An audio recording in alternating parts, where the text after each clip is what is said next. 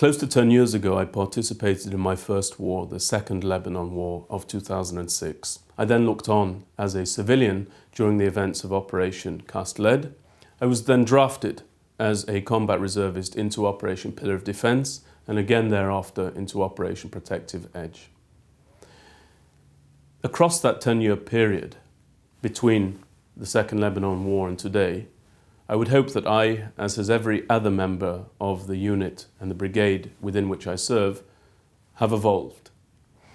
But there is one common denominator that escorts me throughout all of my prior service and will escort me throughout any future service that I undertake in the defense of the State of Israel.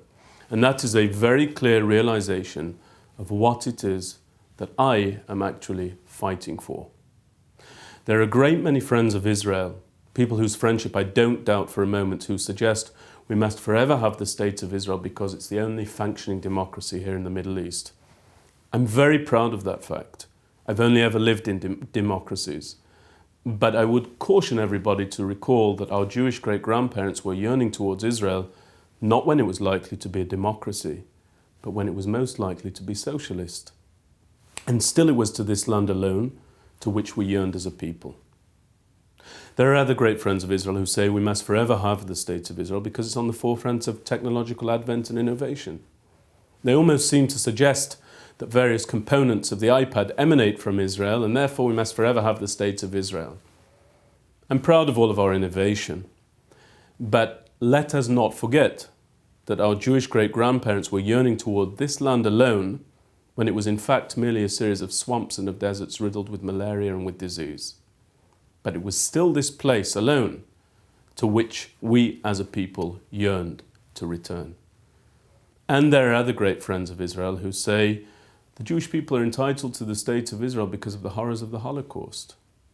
Now I find that argument morally bankrupt, perhaps unwittingly so, by those who make it, because it implies to me that 1 in 3 of our people must fall before that people is entitled to self-determination.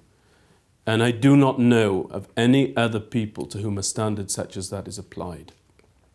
Furthermore, I think it's important that everybody recalls that our Jewish great-grandparents were yearning to Israel long before we'd ever heard the names Auschwitz, Bergen-Belsen, Treblinka, Sobibor, Goebbels, Goering or Adolf Hitler. It's not about that. The singular reason that I fight and the singular reason that I'm willing to give all that I am and all that I have, whatever that may or may not be incidentally, is because I understand that as is evinced by every single prayer book, on every single bookshelf, in every single synagogue, in every city, town, country, continent where there is a synagogue, in whichever language the Jewish prayers are translated into, that tiny strip of land over there in the Middle East just happens to be the homeland of the Jewish people. It is from Israel that our people stem. It is about Israel that our people's future is inextricably tied. And if Israel the country does well, Israel the people will do well.